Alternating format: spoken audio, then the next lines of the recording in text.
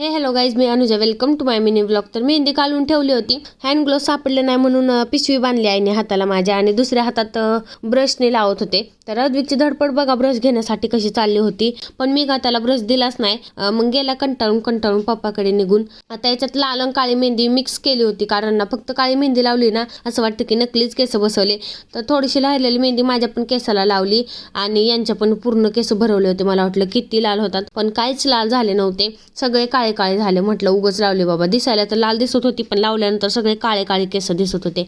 जाऊ द्या म्हटलं, आता लावल्यावरती काय पश्चाताप करून फायदा. मग यांनी म्हटले लिंबू सरबत बनव, खूपच गरम व्हायला लागले. मग काय लागले तयारीला.